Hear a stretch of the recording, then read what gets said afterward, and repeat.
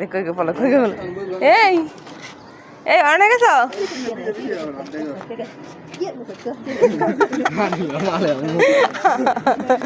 এই